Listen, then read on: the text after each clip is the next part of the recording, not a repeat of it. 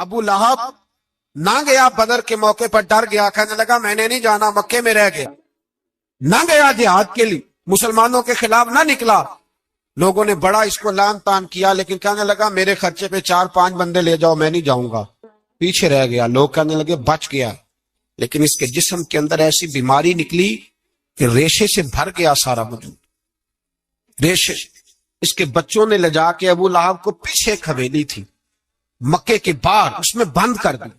چیختا تھا، چلاتا تھا، میں بد دعا نہیں دیتا، پر اگر کلیجہ پھاڑ کے دیکھو تو دل بڑا زخمی ہے۔ میری حیات کو ٹکڑوں میں بانٹنے والے، جب تیری حیات بھی بکھرے تیری ممات بھی بکھرے، اللہ کرے اسی طرح تو بھی روئے جس طرح آج اس دھرنے میں شہید ہونے والے کی ماں روئی۔ اللہ کرے میری حیات کو ٹکڑوں بانٹنے والے، جب تیری حیات بھی بکھرے، جب تیری ممات بھی بکھرے، بد دعا ہے تمہارے لیے، بد دعا ہے تمہارے لیے، جب تیری حیات بھی بکھرے تیری ممات بھی۔ بند کر دیا اس کو لے جا کے وہاں پیچھے، اور جب اس کو بند کر دیا کمرے میں تو چلاتا تھا، چیختا تھا، کوئی مجھے بچاؤ، کوئی پانی پلاؤ۔ دروازہ توڑ کے باہر نکلا تو چوک میں مر گیا ابو لہب۔ اتنی بدبو آتی تھی کہ کوئی قریب نہیں جاتا تھا۔ چوک میں لاش پڑی تھی، یہ ہے میت کسی بے ادب کی، منہ دکھانے کے قابل نہیں، اور ان کے دشمن پہ لعنت خدا کی، رزق پانے کے قابل نہیں ہے۔ چوک میں لاش پڑی ہے، تبت یدا ابی لہب وتب، چوک میں پڑی ہوئی ہے، کوئی قریب نہیں جاتا۔ اس کے بیٹوں سے لوگ جا کے کہنے لگے تمہارا باپ تھا، شرم کرو۔ ایک ملازم کو پیسے دیے اس کے بیٹے نے، کہا گڑھا کھودو اور میرے باپ کو رسی کے ساتھ پکڑ کے اس میں پھینک دو۔ ایک گڑھا کھودا مکے کی گلی میں، اور رسی کے ساتھ پکڑ کر، رسی کے ساتھ باندھ کر اس کی ٹانگ کو گھسیٹ کر اس گڑھے میں ڈال دیا، اوپر سے مٹی ڈال دی، بدبو کا وہ ڈھیر بند کر دیا۔ ابو لہب مکے کا سردار تھا، پر جانے کہاں مردود دفن ہے۔ لیکن میانی صاحب کے قبرستان میں جاؤ، میانی صاحب کے قبرستان میں وہ علم الدین جسے اپنا نام بھی نہیں لکھنا آتا تھا، ہزاروں لوگ روزانہ اس کی قبر پہ کھڑے ہوتے ہیں اور رسول اللہ کی نعتیں سناتے ہیں۔ جا کے دیکھو تو صحیح، منظر کتنا بدل گیا۔ اور جب غازی علم دین شہید کا جنازہ اٹھا، امیر ملت پیر جماعت علی شاہ صاحب کی چیخ نکل گئی، اور ڈاکٹر اقبال رونے لگے، اور قائد اعظم تڑپنے لگے، منتیں کرتے تھے محمد علی جناح کہ یارو تھوڑے پیچھے تو ہٹو، میرا بھی دل کرتا ہے میں بھی ذرا اسے کندھا دے لوں، ذرا پیچھے تو۔ محمد علی جناح جیسے لوگ تڑپتے تھے، اور جب قبر میں اترنے کی باری آئی تو ڈاکٹر اقبال نے ہاتھ باندھے، کہنے لگا او دوستو اقبال پہ تھوڑا رحم کھاؤ، اسے میرے ہاتھوں پہ رکھو، قبر میں اتار دیتا، اسے میرے ہاتھوں قوت کر دے، دہر میں اس میں محمد سے اجالا کر دے، کی محمد سے فاتون ہم تیرے، یہ جہاں چیز ہے کیا لوح و قلم تیرے ہیں۔ اور اقبال کہنے لگے دیکھو میں شعر لکھتا رہا، اور یہ لوہاراں دا منڈا نمبر لے گیا۔ میرے نبی پاک صلی اللہ، ایک شخص حضور کے سامنے بیٹھا ہے تو منہ چڑھا چڑھا کے باتیں کر رہا ہے۔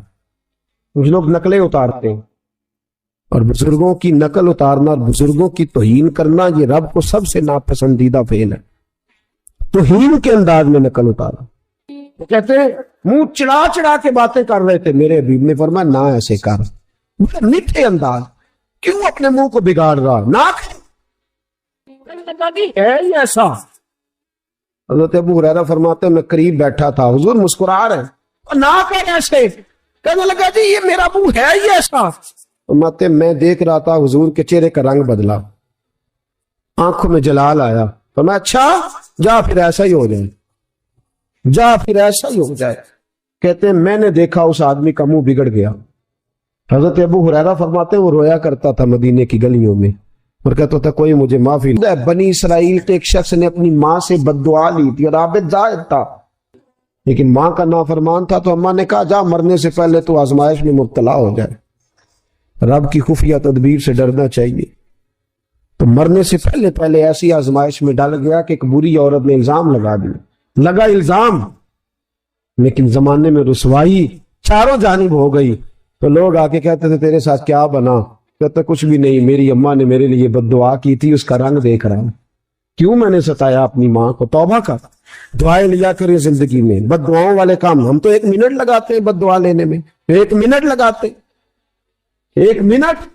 عتبہ نے میرے رسول پاک صلی اللہ علیہ وسلم کی بے ادبی کی، حضور علیہ الصلوۃ والسلام کے چہرہ انور پر اس نے معاذ اللہ ثم معاذ اللہ تھوکنے کی ناپاک جسارت کی۔ میرے حبیب نے دعا فرمایا، یا اللہ اللہم سلط علیہ قلب، اللہ اس پر درندہ مسلط کر دے۔ ابو لہب کا بیٹا تھا، رات کو جب سوتا تھا تو ابو لہب 2-4 بندوں کو معاوضہ دے کے کھڑا کرتا تھا کہ نیزے لے کے کھڑے ہو جاؤ، میرے بیٹے کے قریب کوئی نہ آئے۔ توجہ ہے آپ کی؟ نیزے لے کے کھڑے ہو جاؤ۔ لوگ کہتے تو انہیں نبی بھی نہیں مانتا اور بات ہر ایک مانتا ہے، پیغمبر بھی نہیں مانتا، تو ان کے جملے کہنے لگا میں مانوں نہ مانوں بات الگ ہے، لیکن میرا تجربہ ہے جو اس کے منہ سے نکل جاتا ہے وہ ہو جاتا ہے، جو ان کی زبان اطہر سے نکل جاتا ہے وہ۔ ایک سفر پہ جا رہے تھے، قیام کرنا تھا، سونا تھا، 4 پہیاں لگی چاروں جانب، تو بیچ میں ابو لہب نے اپنے بیٹے کی 4 پہی لگائی، بیچ میں۔ جاگ رہے ہیں آپ لوگ؟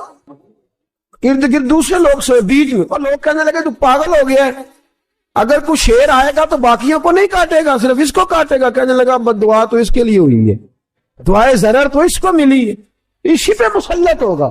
شیر آیا رات کے اندھیرے میں، لوگ تھکے ہوئے تھے، ایک بندہ جاگ رہا تھا، وہ کہتا ہے اس نے سب کے منہ سونگے لیکن کسی کو اس نے تکلیف ہے، کسی کو تکلیف، سونگتے سونگتے عتبہ تک آیا، اور لفظوں کا فرق دیکھیے گا، آیا ہے، چیرا ہے، پھاڑا ہے، ٹکڑے کیے، حصے بکھرے کیے، لیکن ایک بوٹی بھی نہیں کھائی، مار دیا، چہرہ بگاڑ دیا، وجود کاٹ دیا، چلا گیا قتل کر کے، کھایا نہیں ایک لقمہ بھی اس کے وجود۔ بھائی درندے پھاڑنے آتے ہیں کہ کھانے آتے ہیں؟ وہ کھایا نہیں، پھاڑ کے چلا گیا۔ لوگ سویرے پوچھنے لگے صحابہ سے کہ ماجرا کیا ہے؟ تو گویا صحابہ زبان حال سے کہہ رہے تھے گستاخ کا گوشت گندا ہوتا ہے، جانور بھی نہیں کھایا کرتے، گندا ہوتا ہے، یہ ہے میت کسی بے ادب کی، منہ دکھانے کے قابل نہیں ہے، ان کے دشمن پہ لعنت خدا کی، وہ رحم پانے کے قابل نہیں ہے۔ میرے رسول پاک صلی اللہ علیہ وسلم کی زبان اطہر سے اگر کبھی کسی شخص کے لیے ایسا جملہ نکل گیا تو پھر اس نے بھی اس کا پیچھا کیا، لیکن میرے حبیب نے دعائیں ہی دی۔ ام حرام، بخاری کی حدیث ہے، ایک خاتون ہے رضی اللہ تعالیٰ عنہ، وہ کہتی ہیں ایک دن نا میں نے کہا یا رسول اللہ میرا دل کرتا ہے میرے گھر آئیں، تو حضور تشریف لائے تو بڑے تھکے ہوئے، محبوب سفر تھا، تو کہتے تھکے ہوئے تشریف لائے تو حضور آ کے بیٹھے ہی تو میں نے دیکھا کہ نیند کی طرف توجہ ہے حضور کی، کہتے میں نے تکیہ پیش کیا تو میں قربان جاؤں محبوب میرے گھر میں آرام کرنے لگے۔ کہتی ہم سارے نظارے دینے لگے، دیکھو ہم کتنے خوش قسمت ہیں کہ ہمارے بسترے بھی نور نالا نور ہو گئے، ہمارا گھر بھی چمک گیا، روشنی پھیل گئی۔ کہتے ہیں حضور سوئے، جب اٹھے نا تو مسکرا رہے تھے، حضور اٹھے تو اس زمانے میں کوئی تصور نہیں تھا بیڑی بیرے کا، کشتی جو سمندر میں چلتی ہے اس کا تصور ہی نہیں تھا، ابھی قریب قریب نہیں بنتی تھی وہ کشتیاں، دور دور علاقوں میں بنتی تھی، اور اگر بنتی بھی تھی تو ان میں بیٹھ کے مجاہد نہیں جاتے تھے، مجاہد خشکیوں کے رستے جایا کرتے تھے۔ بی بی کہتی ہے حضور اٹھے تو مسکرا رہے تھے، تو میں نے کہا حضور آپ کیوں مسکرا رہے ہیں، خیر تو ہے؟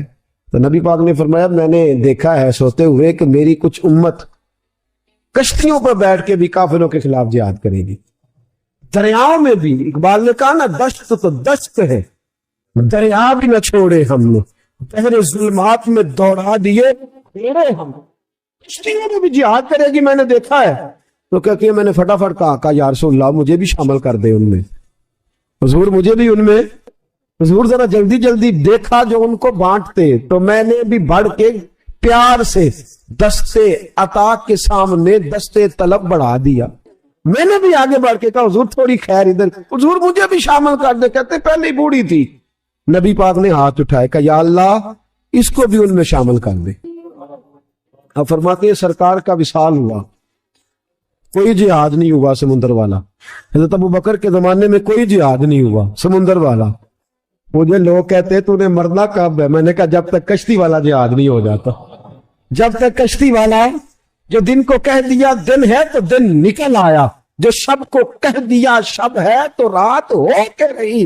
خدا نے ان کی زبان کو وہ اختیار دیا جو نکلی منہ سے ان کے وہ بات ہو کے رہی۔ فرمایا جب تک کشتی والا جہاد نہیں ہوتا میں نے مرنا تو پھر بابے کو کہنے دو نا عرش فرشتے بانگا ملیاں، مکے پہ گئی شور، اور بلے شاہ ایسا نہیں مرنا، گالی بکی بلے شاہ ایسا نہیں مرنا ہے، مر گیا ہی کوئی اور تباہ آیا، میں نہیں مرتی۔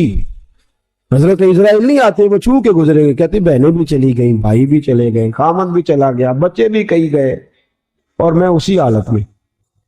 حضرت ابو بکر صدیق کا وصال ہوا، حضرت عمر کا وصال ہوا، حضرت عثمان کا، گن رہے ہیں آپ لوگ؟ حضرت ابو بکر کے 2.25 سال، حضرت سیدنا عمر فاروق کے کم و بیش 10 سال، حضرت عثمان غنی کے تقریباً 11.5 سال، کتنا عرصہ ہو گیا؟ کہتی ہیں کوئی، پھر حضرت علی کے 4.5 سال۔ بی بی کہتی ہے میں تر و تازہ تندرست لوگ پہ تھے، بی بی تیرے ساتھ والے سارے چلے گئے، تو کب جائے گی؟ تو میں کہتی ساڈے نبی دی زبان، ساڈے واسطے قرآن، میں کیسے جاؤں، ابھی جہاد ہی نہیں ہوا۔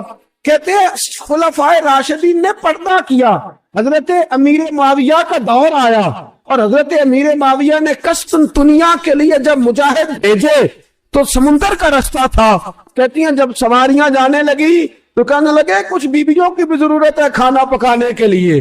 کہتی ہے میں ہاتھ بھی کھڑا کرتی رہی، درود بھی پڑھتی رہی، اور محمد کی صداقت کا شکر بھی ادا کرتی رہی۔ کہتے میں نے ہاتھ کھڑا کیا تو مجھے کچھ لوگ کہنے لگے بی بی تو سلیکٹ ہو جائے گی، تو بوڑھی ہے۔ تو کہتی ہے میں نے کہا سلیکٹ ہو کیا جاؤں گی، مجھے جانے والے سلیکٹ کر کے گئے ہیں، مجھے سلیکٹ کیا گیا ہے، جنہوں نے ظاہری پردہ کیا ہے نا سلیکٹ، مجھے حضور نے دعا کر دی تھی تو نبی پاک کی دعا۔ فرماتی ہیں میں کشتی میں بھی بیٹھی، جہاد بھی کیا، اور جس دن وہ جہاد ختم ہوا حضرت ام حرام کا وصال ہو گیا۔ تو لوگوں سے پوچھتے بی بی چلی گئی، کہنے لگے ہاں مصطفیٰ کا کیا ہوا وعدہ جو پورا ہو گیا ہے، میرے محبوب نے جس کو دعا دے دی، میرے رسول کریم نے جس کے لیے دعا کر دی۔ مشہد مرسلی تیری ناموس و حرمت کے ہم ہیں امین، تیری ناموس و حرمت کے ہم ہیں امین۔ بعد مکہ مدینہ کے تیرا حرم، قرۂ ارض پر محترم محتشم، تیری مٹی کو چھو جائے جس کی جبی، رب رحمان کا خاص اس پر کرم، چپ چپا تیرا نور کی کہکشاں، تیرا صخرہ و گنبد بہانا فری، تیرا صخرہ و گنبد بہانا